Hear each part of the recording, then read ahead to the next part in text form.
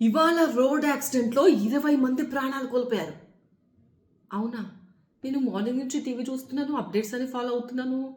ఎక్కడ ఏ private bus బోల్తా పడ్డట్టు గానీ, ఏ బస్సు బోల్తా పడ్డట్టు గానీ, ఆ న్యూస్ కూడా వినలేదు. 20 మంది ఎలా చనిపోయారు అని డౌట్ వస్తుంది కదా మీకు?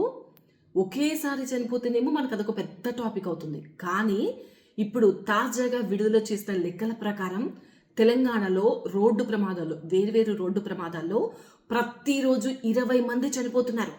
చాలా పెద్ద నెంబర్ ఇది. ఎస్, ఈ ప్రమాదాలకు మేజర్ కారణం ఏంటో తెలుసా?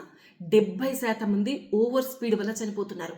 మరికొంతమంది హెల్మెట్ లేకుండా ప్రయాణం చేయడం వల్ల, మరికొంతమంది ఫోన్ మాట్లాడుతూ డ్రైవింగ్ చేయడం వల్ల, ఇంకా కొన్ని రోడ్స్ బాగాలేకపోవడం వల్ల కూడా యాక్సిడెంట్ జరుగుతూ ఉన్నాయి. ఎక్కువగా అయితే సైబరాబాద్, రాచకొండ ఈ పరిధిలో పాదచారులు నడుచుకుంటూ వెళ్లే వాళ్ళు కూడా ప్రమాదాలకు గురవుతున్నారు. మూసాపేట్, పటాన్చెరు ఈ స్ట్రెచ్ అయితే చాలా డేంజర్ జోన్గా మారిందంట.